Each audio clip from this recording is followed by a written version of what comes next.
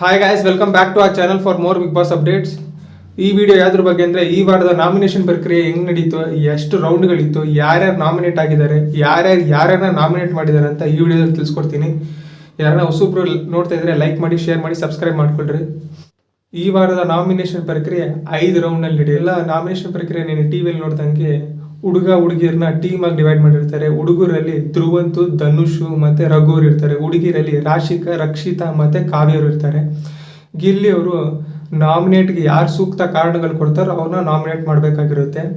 First ರೌಂಡ್ನಲ್ಲಿ Rakshit ಅವರು ಫ್ಲಾಗ್ನ ಇಟ್ಕೊತಾರೆ. ಅವರು ಸ್ಪಂದನ ಮತ್ತೆ ಕಾವ್ಯನ ನಾಮಿನೇಟ್ ಮಾಡೋಕ್ಕೆ ಆಯ್ಕೆ ಮಾಡಿಕೊಂಡು ಸೂಕ್ತ ಕಾರಣಗಳು ಕೊಡ್ತಾರೆ. ಅದರಲ್ಲಿ ಗಿಲ್ಲಿ ಅವರು ಸ್ಪಂದನನ ನಾಮಿನೇಟ್ ಮಾಡ್ತಾರೆ. ಎರಡನೇದಲ್ಲಿ ಹುಡುಗರು ಇರ್ತಾರೆ. ಹುಡುಗರಲ್ಲಿ ಧನುಷು, ಧ್ರುವಂತು ಮತ್ತೆ ರಘುವರು ಇರ್ತಾರೆ. ಧನುಷ್ ಅವರು ಫ್ಲಾಗ್ನ ಇಟ್ಕೊತಾರೆ. ಧನುಷ್ ಅವರು ಅಶ್ವಿನಿ ಮತ್ತು ರಘುವ್ರನ್ನ ನಾಮಿನೇಟ್ ಮಾಡೋಕ್ಕೆ ಆಯ್ಕೆ ಕೊಡ್ತಾರೆ ಹೆಸರುಗಳನ್ನ.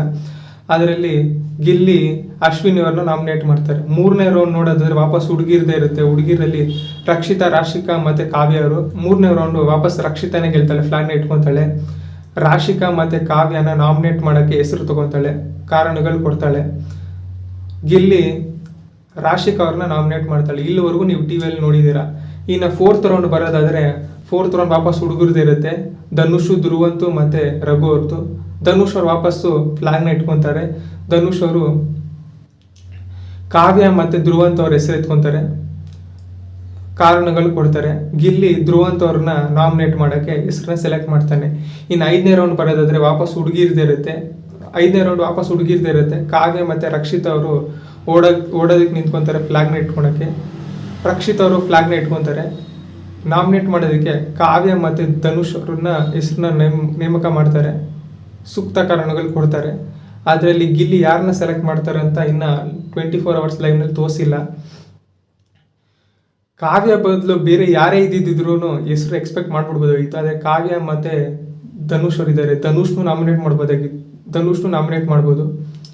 ಇಲ್ಲ ಕಾವ್ಯನು ನಾಮಿನೇಟ್ ಮಾಡ್ಬೋದು. ಯಾಕಂದರೆ 3 ಸತಿ ಫಸ್ಟೇ ನಾಮಿನೇಷನ್ಗೆ ಬಂದಿದ್ದಾರೆ ಅಂತ ಹೆಸರು ತೊಗೋಬೋದು. ಗೊತ್ತಿಲ್ಲ ಯಾರ ಹೆಸರು ತೊಗೊಂಡಿದ್ದಾನೆ ಲಾಸ್ಟ್ ರೌಂಡಲ್ಲಿ ಅಂತ. ಈ ವಾರ ನಾಮಿನೇಷನ್